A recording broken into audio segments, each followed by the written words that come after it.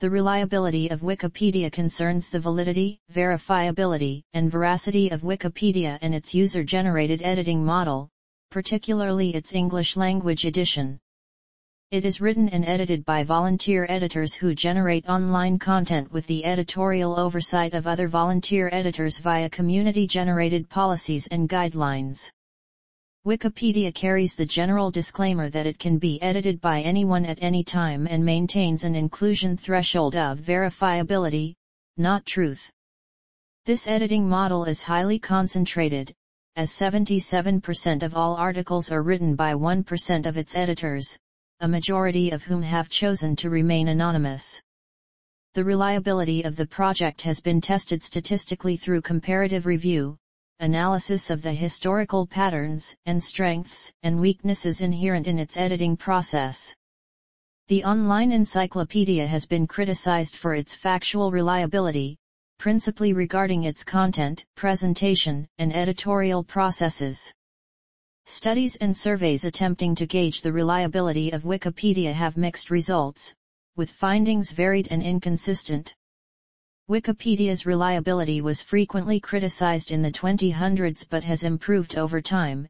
It has been generally praised in the late 2010s and early 2020s. Select assessments of its reliability have examined how quickly vandalism content perceived by editors to constitute false or misleading information is removed. 2 years after the project was started, in 2003, an IBM study found that vandalism is usually repaired extremely quickly, so quickly that most users will never see its effects. The inclusion of false or fabricated content has, at times, lasted for years on Wikipedia due to its volunteer editorship. Its editing model facilitates multiple systemic biases, namely, selection bias, inclusion bias, participation bias, and groupthink bias. The majority of the encyclopedia is written by male editors, leading to a gender bias in coverage, and the makeup of the editing community has prompted concerns about racial bias, spin bias, corporate bias, and national bias, among others. An ideological bias on Wikipedia has also been identified on both conscious and subconscious levels.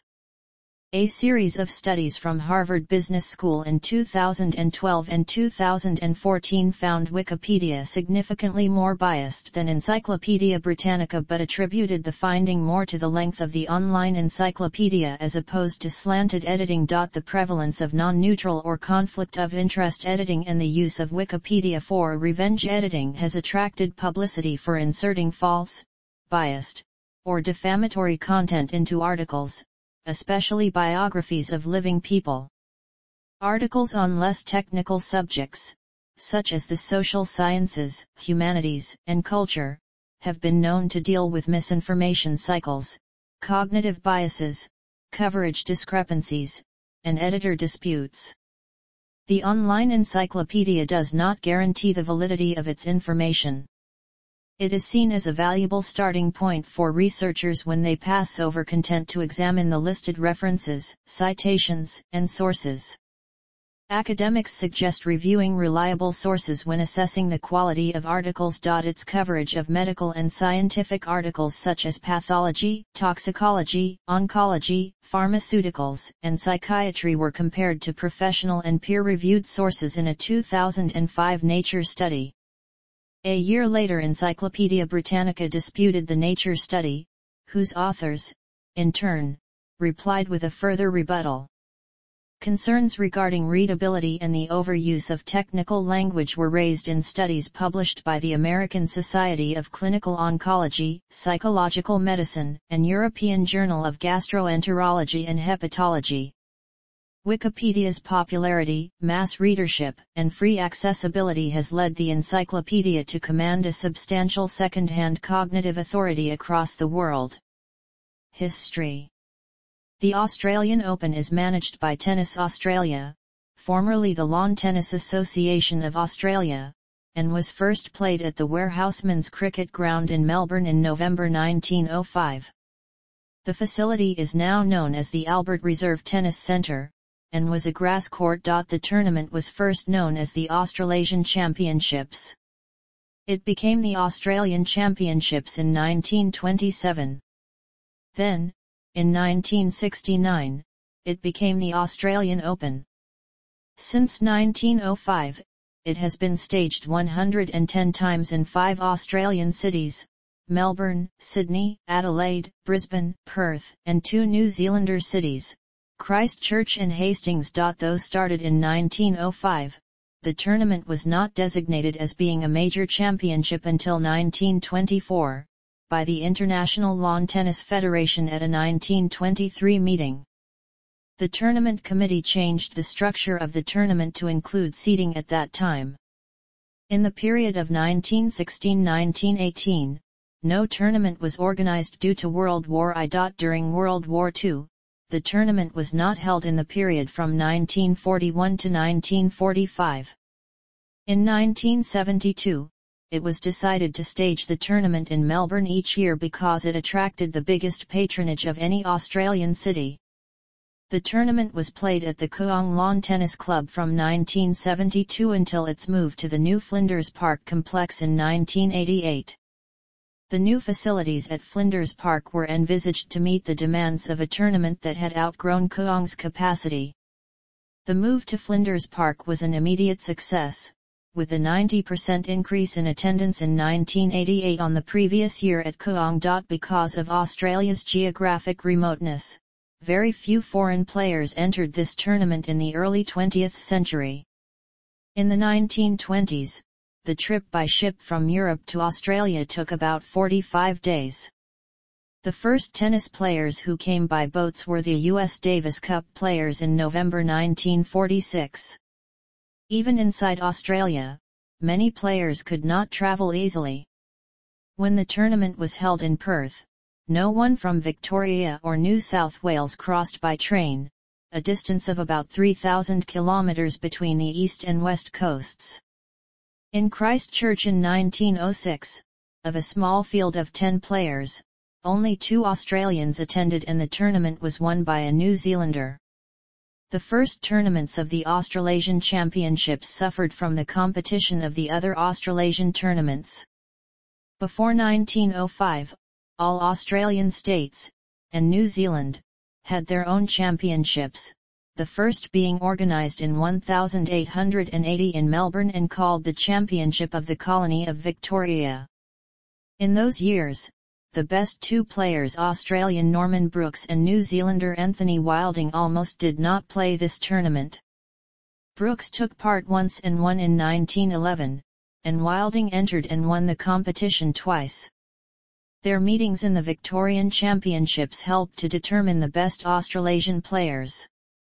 Even when the Australasian Championships were held in Hastings, New Zealand, in 1912, Wilding, though 3 times Wimbledon champion, did not come back to his home country. It was a recurring problem for all players of the era. Brooks went to Europe only 3 times, where he reached the Wimbledon Challenge round once and then won Wimbledon twice. Thus, many players had never played the Australian Amateur or Open Championships.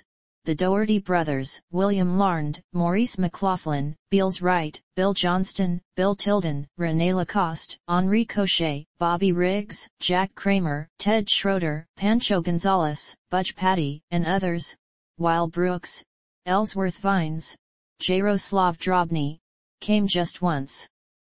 Even in the 1960s and 1970s, when travel was less difficult, leading players such as Manuel Santana, Jan Code, Manuel Orantes, Illy Stace, and Bjorn Borg came rarely or not at all.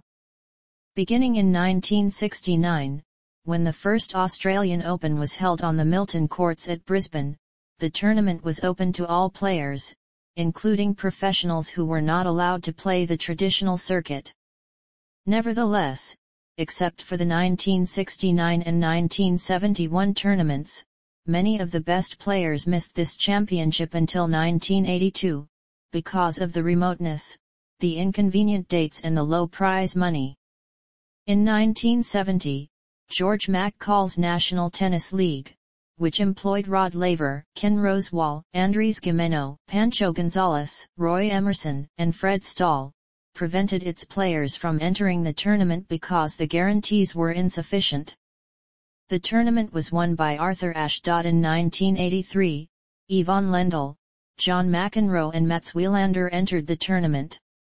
Wilander won the singles title and both his Davis Cup singles rubbers in the Swedish loss to Australia at Kuong shortly after. Following the 1983 Australian Open, the International Tennis Federation prompted the Lawn Tennis Association of Australia to change the site of the tournament, because the Kuong Stadium was then inappropriate to serve such a big event. In 1988 the tournament was first held at Flinders Park. The change of the venue also led to a change of the court surface from grass to a hard court surface known as rebound ace. Mats Wilander was the only player to win the tournament on both grass and hard courts. In 2008, after being used for 20 years, the rebound ace was replaced by a cushioned, medium-paced, acrylic surface known as Plexi Cushion Prestige. Roger Federer and Serena Williams are the only players to win the Australian Open on both rebound ace and Plexi Cushion Prestige. The main benefits of the new surface are better consistency and less retention of heat because of a thinner top layer. This change was accompanied by changes in the surfaces of all lead-up tournaments to the Australian Open. The change was controversial because of the new surface's similarity to Deco turf, the surface used by the US Open. Before the Melbourne Park Stadium era, tournament dates fluctuated as well, in particular in the early years because of the climate of each site or exceptional events. For example, the 1919 tournament was held in January 1920 and the 1923 tournament in Brisbane took place in August when the weather was not too hot and wet. After a first 1977 tournament was held in December 1976–January 1977, the organizers chose to move the next tournament forward a few days, then a second 1977 tournament was played, but this failed to attract the best players. From 1982 to 1985, the tournament was played in mid-December. Then it was decided to move the next tournament to mid-January, which meant no tournament was organized in 1986. Since 1987, the Australian Open date has not changed. Some top players, including Roger Federer and Rafael Nadal, have said in the past that the tournament is held too soon after the Christmas and New Year holidays, and expressed a desire to consider shifting the tournament to February. Such a change, however, would move the tournament outside Australia's summer school holiday period, potentially impacting attendance figures. New South Wales and overseas authorities proposed becoming the new hosts of the tournament in 2008, though such a move never materialized.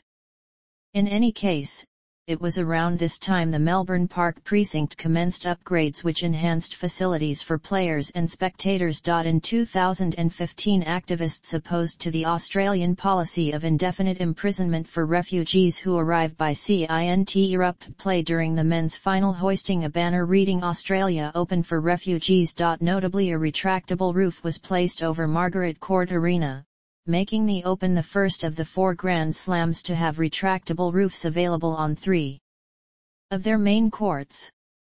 The player and administrative facilities, as well as access points for spectators, were improved and the tournament site expanded its footprint out of Melbourne Park into nearby Berarumar.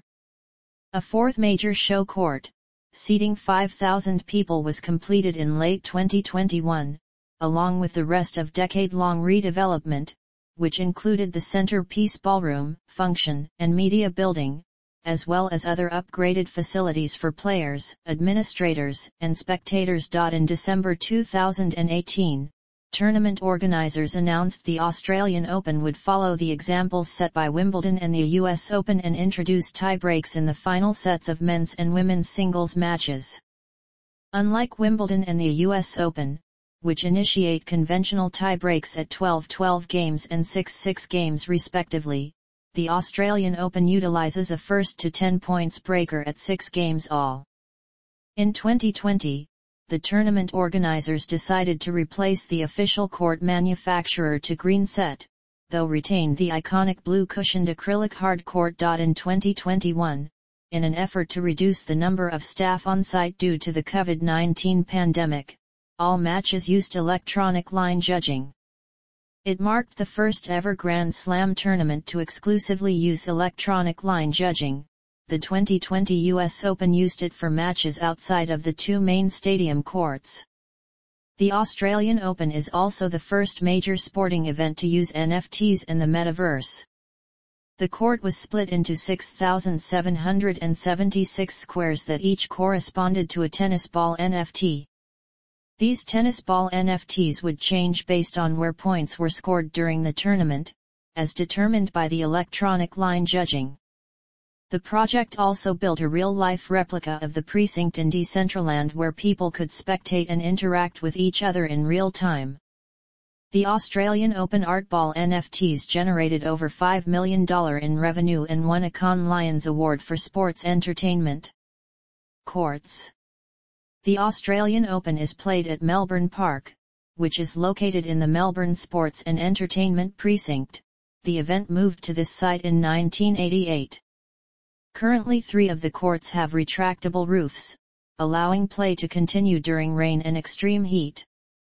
As of 2017, spectators can also observe play at show courts 2 and 3, which have capacities of 3,000 each, as well as at courts 4, 15, 19, and 20 with the aid of temporary seating grandstands of capacity anywhere from 50 to 2,500. Construction of a new 5,000-seat capacity stadium began in 2019 as part of a $271 million redevelopment of the precinct.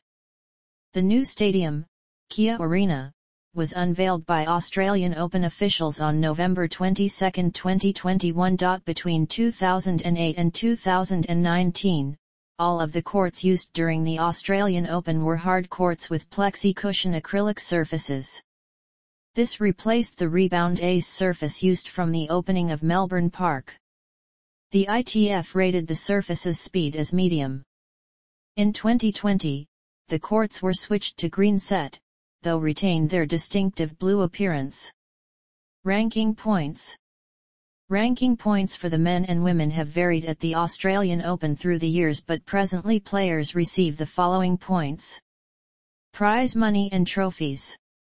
The prize money awarded in the men's and women's singles tournaments is distributed equally. The total prize money for the 2022 tournament in Australian dollars is AUD $75 million. The prize money distribution is as follows. Doubles prize money is per team. Trophies.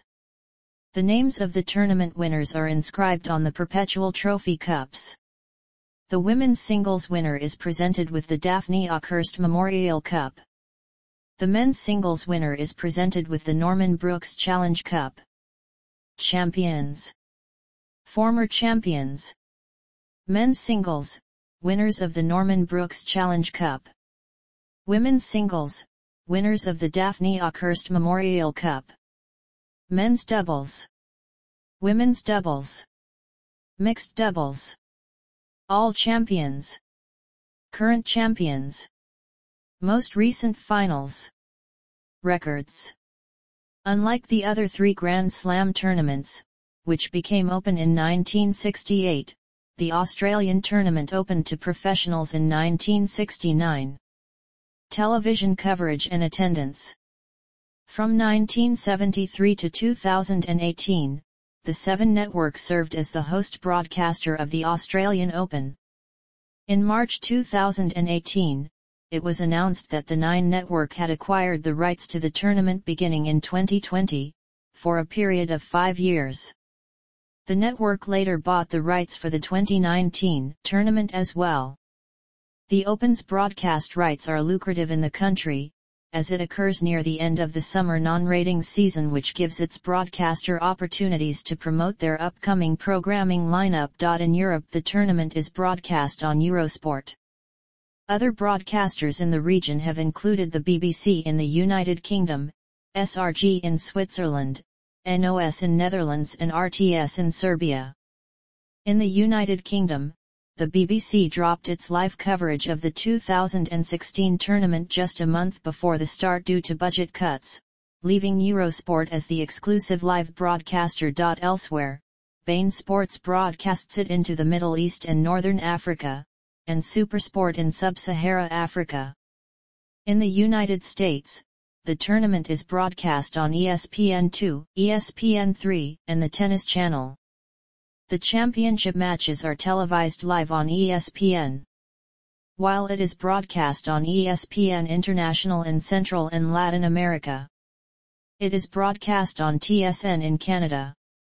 In the Asia-Pacific region, the tournament is broadcast on 5 television networks in China, including national broadcaster CCTV, provincial networks Beijing TV, Shanghai Dragon TV and Guangdong TV and English-language Star Sports, as well as online on IQIYI Sports.